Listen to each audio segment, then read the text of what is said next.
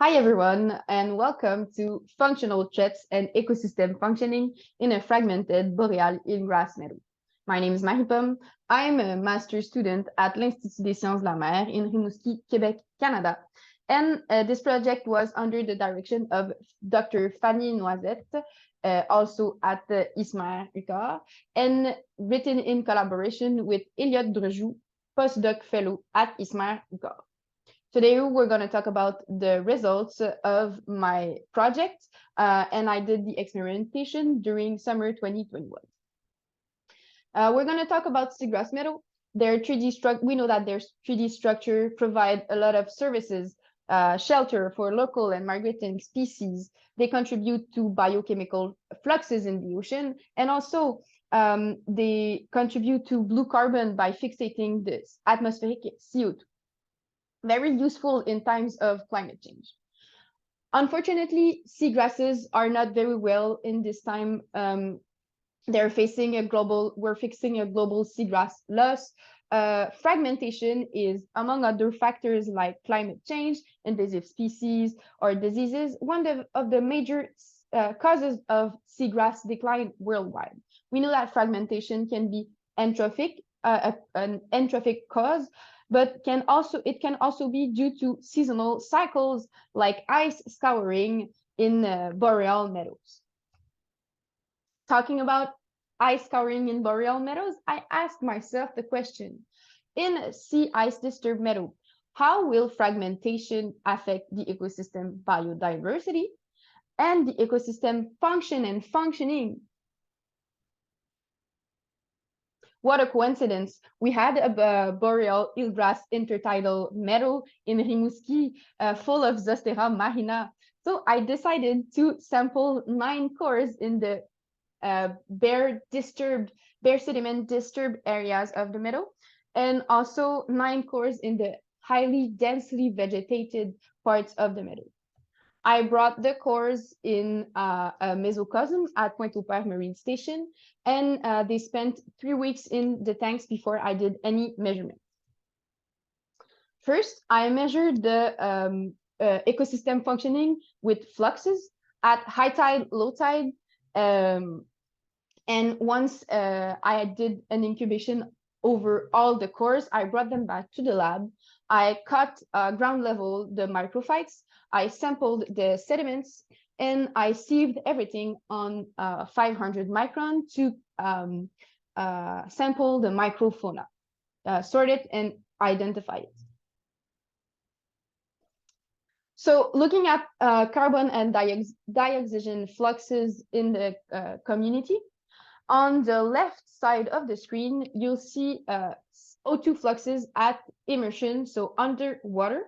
When the fluxes are below 0, we're looking at community respiration. And when the fluxes are above 0, we're looking at community production. On the right of the screen, we have CO2 fluxes at immersion when the tide is low and the leaves are in contact with the air. So this time, it's the other way around. If we have a positive flux of CO2, we're looking at community respiration here. And if we have a negative fluxes of CO2, we're looking at community net production. Overall, communities are mostly autotrophic. And we see that most of the time, vegetated communities have a higher functioning than bare sediment communities, a higher community metabolism. Then we looked at the community threats and diversity. The first thing that comes to my mind is the green algae that developed on bare sediments. So during the 3 weeks they spent in the tanks, I saw green algae take place in the community that we have in the tanks.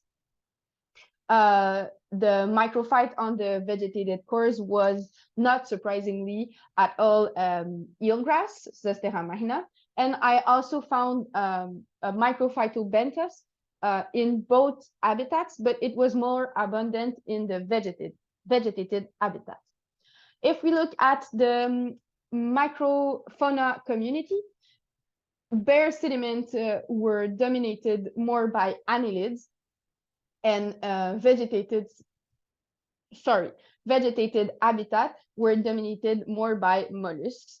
And we see presence of arthropod in the vegetated habitat that we don't have in the bare sediment habitat.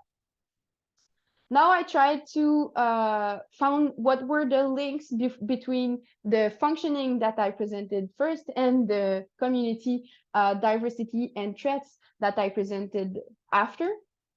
So at immersion, when the tide is low, net community production is directly linked to the habitat, but also to heterotrophs biomass, the microfauna.